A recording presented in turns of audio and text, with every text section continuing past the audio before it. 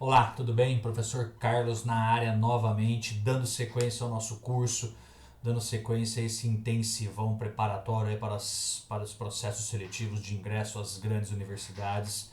E a prova do Enem, né? A tão conhecida e a tão esperada prova do Enem. Nós vamos falar hoje, nesse vídeo, na verdade, a respeito das operações dentro do conjunto dos números inteiros. Lembrando que o conjunto dos números inteiros, eu estou carregando o conjunto dos números naturais junto, né? Tá tudo dentro do pacote aí. Então, ó, começando a respeito de uma operação extremamente importante para a gente, que é a divisão, né?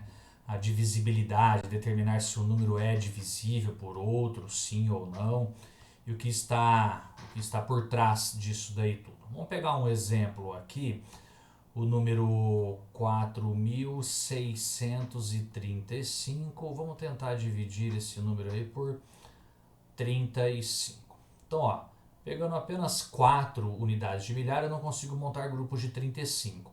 Então eu agrupo esse 4 com essas 6 centenas, eu fico com 46 centenas. Aí eu já consigo montar grupinhos de 35. No caso, eu consigo montar apenas um grupo de 35, mas já começo a divisão. Então, um grupinho de 35, eu estou usando 35 das 46 centenas. Se você faz a divisão pelo método longo, melhor ainda, continua. No início, eu vou fazendo bem passo a passo para que não fique dúvida de nada. Depois, lá na frente, nós já vamos fazendo de uma maneira mais prática, mais rápida, tá?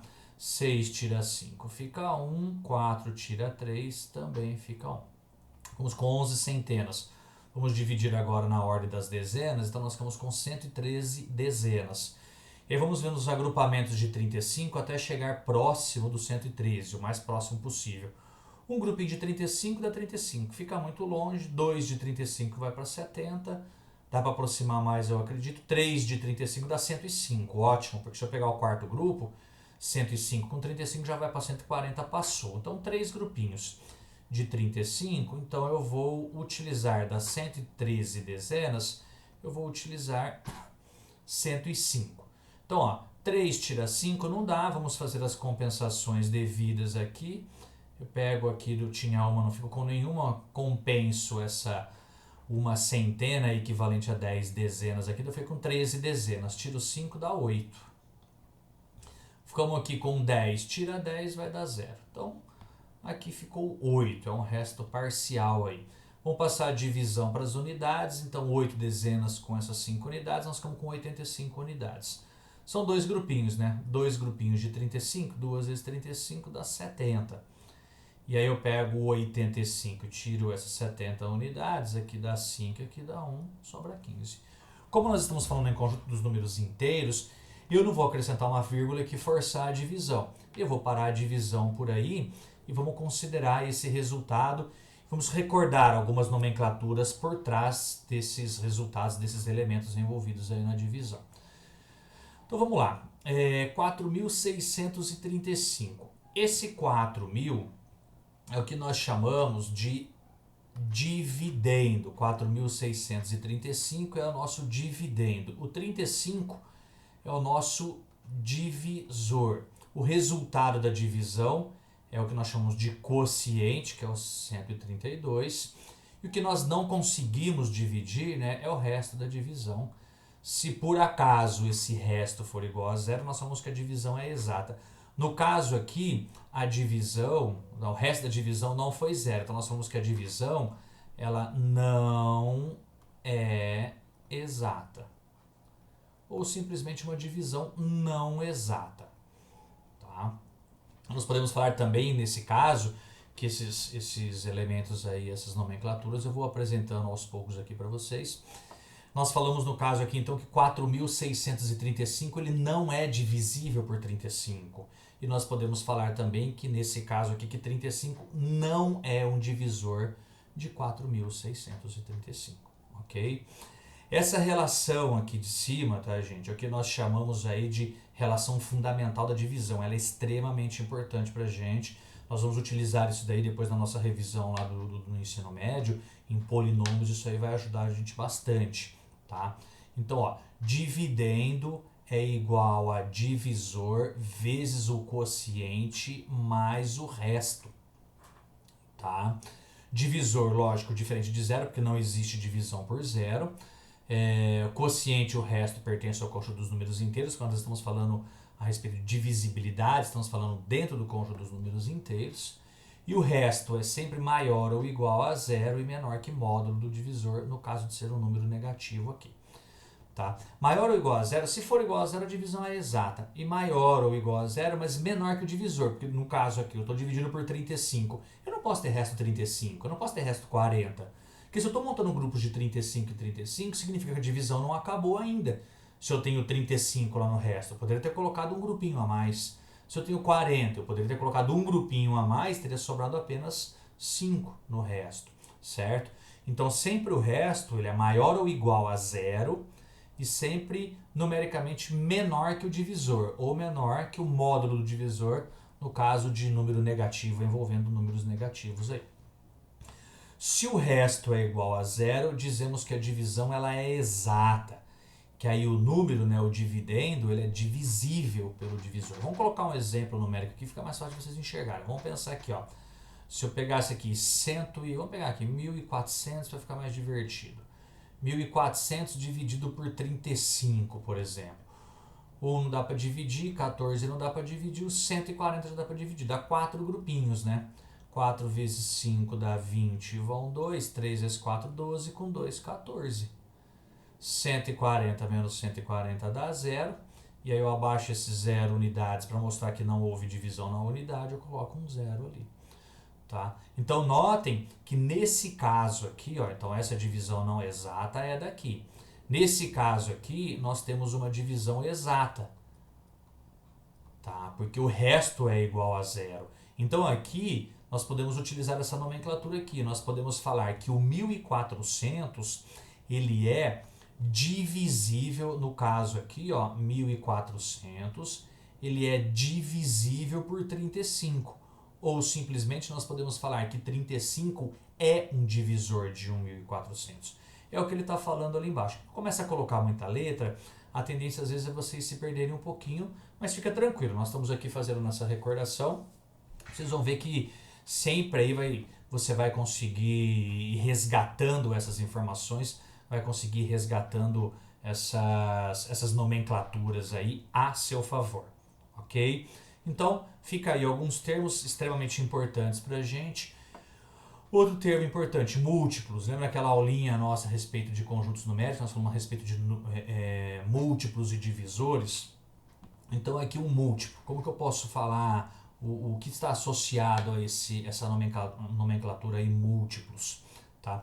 Quando eu falo que um número é múltiplo de outro ou de outros, eu estou falando que ele é resultado da multiplicação entre dois números inteiros. Então, se eu pego, por exemplo, aquela divisão nossa lá de 1.400 dividido por 35.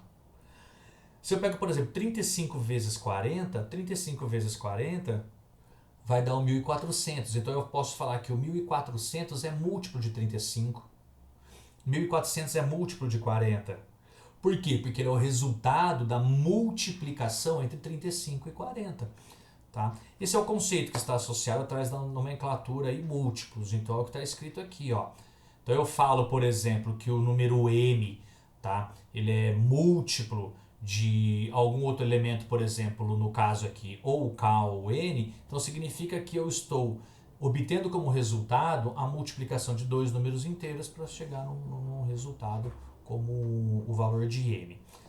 Numericamente, o que eu estou falando é isso daqui. Por exemplo, 45 é múltiplo de 15, pois 45 é igual a 15 vezes o 3. E aí, associado a isso, nós temos esses termos aqui, ó, tá vendo? Ó, de divisível e divisor. Por quê, Carlos? Porque se eu falo que o 45 ele é um múltiplo de 15, tá? Eu posso falar que o 45 ele é divisível por 15. Você vai conseguir dividir o 45 por 15. E eu posso falar também que o 15 é um divisor de 45, porque o 15 consegue dividir o 45 exatamente. No caso aqui, ó, 45 é igual a 15 vezes 3, eu posso falar que o 45 é múltiplo de 15, eu posso falar que o 45 também é múltiplo de 3. Da mesma maneira que eu posso falar que o 45 é divisível por 15 e o 45 é divisível por 3. Associado a isso, eu tenho qual nomenclatura também? O 15 é um divisor de 45 e o 3 também é divisor de 45. Então repare que todas essas nomenclaturas elas estão ligadas a uma única condição da divisão ser exata. Então se a divisão é exata, você pode falar que esse número é divisível, por consequência ele passa a ser múltiplo também daqueles números envolvidos. Olha aqui o próximo exemplo, aqui, ó, 60 é o múltiplo de 12, pois 60 é igual a 12 vezes 5. Então o 60 ele é divisível por 12, ele é divisível por 5, o 12 é um divisor de 60 e o 5 é um divisor de 60 também. 72 é um múltiplo de 9, porque 9 vezes 8 dá 72. Tá? Então 72 é múltiplo de 9, o 72 é múltiplo de 8 e, consequentemente, é divisível tanto por 9 como por 8. E 9 e 8 são divisores de 72. Certo? Isso aí tá ligado, tá, gente? É o resultado de uma tabuada, é o resultado de uma multiplicação. Só lembrando, tá? Recordando que a tabuadinha nossa não acaba no 7 vezes 10, no 8 vezes 10, no 9 vezes 10. Isso continua, tá? Nós treinávamos lá quando nós éramos pequenininho, só porque a partir dali o 9 vezes 11 você repete 9 vezes 1 e o 9 vezes 1. Depois vira apenas repetição. Mas a sequência dos múltiplos ela é infinita. Olha aqui embaixo, por exemplo, os múltiplos de 9. 0, 9, 18, 27, 36, 45, 54, 63, 72, 81, 90, mas continua, né? 99, aí 108, e você vai caminhando, tá vendo? 252, ele é o número que está na tabuada do 9, só que ele está bem lá para frente. E isso aqui continua infinitamente, ou seja, a sequência dos múltiplos de um determinado número é uma sequência infinita, ok? Então esse daí é o conceito que está por trás da nomenclatura de múltiplos. E os divisores? Quais são os divisores? Qual é o conceito que está por trás dessa nomenclatura aí chamada de divisores? Os divisores naturais, os divisores inteiros de um número, tá? São aqueles números naturais ou inteiros, respectivamente, que conseguem dividir um determinado número que está em questão, tá? Então, vamos apresentar aqui em números para vocês entenderem e enxergarem isso aí de uma maneira mais simples. Quais são os divisores do 2? Quais são os números naturais que conseguem dividir o 2? Apenas o 1 e ele mesmo. Tá? E o 3? Eu consigo dividir o 3? Lembra que nós estamos trabalhando no conjunto dos números inteiros, divisão exata. Eu consigo dividir o 3 por 1 e por ele mesmo apenas. Olha o 4 já. O 4 eu consigo dividir por 1, consigo dividir por 2 e consigo dividir por 4, que é ele mesmo. Já o 5 eu consigo dividir apenas por 1 e por ele mesmo. E assim vai crescendo isso daí, tá? São só exemplos aí. O 6, consigo dividir o 6 por 1, 2, 3 e 6. Todos esses números naturais que conseguem dividir determinado número é o que nós falamos que são os conjuntos dos divisores inteiros. No caso aqui eu estou levando em consideração apenas o conjunto dos números naturais. Daqui na sequência eu mostro aí a diferença dos naturais para os inteiros, o que muda. Divisores do 7, apenas o 1 e ele mesmo. É uma característica muito importante isso daí, tá, gente? Divisores do 8, 1, 2, 4, 8. Divisores do 9, 1, 3 e 9. Vamos dando saltos maiores aí. Divisores do 10, 1, 2, 5, 10. Divisores do 17, apenas 1 e ele mesmo. Divisores do 18, 1, 2, 3, 6, 9, 18. Reparem, tá, gente, ó, que aqui sempre tem essa simetria aqui, ó. 1 vezes 18 dá 18, 2 vezes 9 dá 18, 3 vezes o 6 dá 18. Ao 32, ó. 1, 2, 4, 8, 16, 32. Dá uma olhadinha aqui, ó. 1 vezes 32 dá 32, 2 vezes 16 dá 32 e 4 vezes o 8 dá 32. Reparem que aqui eu tenho uma quantidade par de divisores. Aqui também eu tenho uma quantidade par de divisores, porque é 1 com ele mesmo. Depois o 2, no caso, se for par, com a metade dele. E assim por diante. Então sempre você tem um parzinho, você tem uma quantidade par de divisores. Sempre não.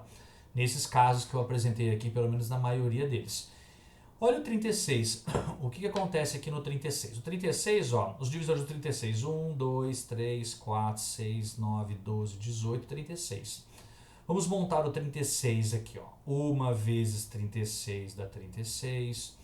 2 vezes 18 dá 36, 3 vezes o 12 dá 36, 4 vezes 9 dá 36, aí o 6 ele ficou sozinho aqui no meio do caminho, tá?